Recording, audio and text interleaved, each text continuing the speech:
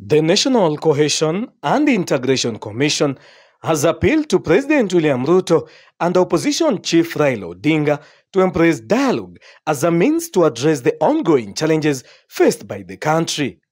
And I repeat, let's rescue our country from going down the wrong path. I'm saying, and we have been saying here, let's make the about turn necessary, where all of us are seeing we are heading down the cliff. In their address to President William Ruto, the National Council of Churches of Kenya, NCCK, Kenya Conference of Catholic Bishops, KCCB, and the Supreme Council of Kenya Muslims, SUPKEM, have urged President Ruto to repeal the controversial Finance Act. All Kenyans look on you as their president to do the needful.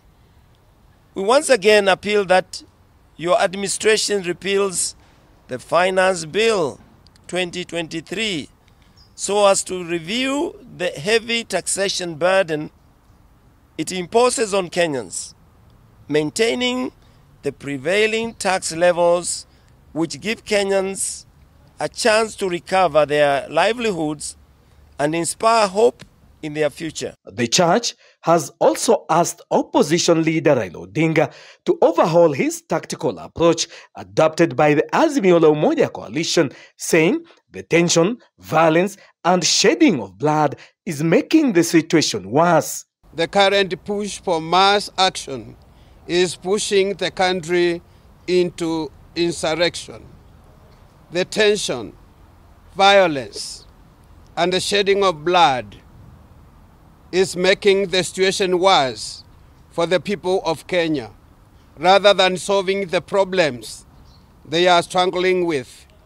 Indeed, the destruction of businesses, as well as public-private properties, is pushing the cost of living higher, not lower. Excess use of force ambazo tumeona juzi. At the same time, civil society groups in Mombasa, under the banner of the Coast Civil Society Network, have called on the government to refrain from using excessive force against the demonstrators.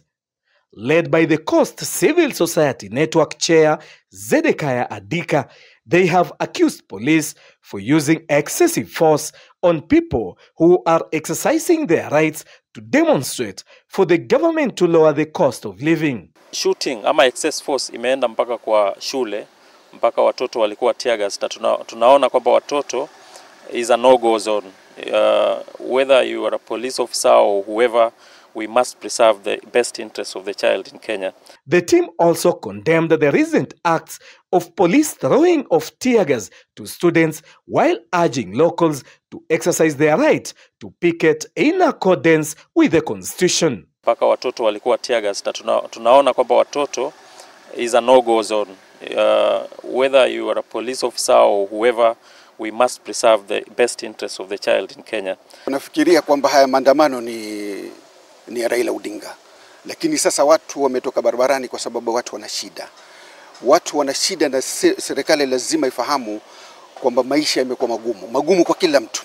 The United Nations Human Rights Office spokesperson Jeremy Lawrence, in a media statement, noted that the Human Rights Office is very concerned by the widespread violence and allegation of unnecessary use of force, including the use of firearms by police during protests in Kenya. Reports say up to 23 people have been killed and dozens injured in the demonstration in the past 1 week.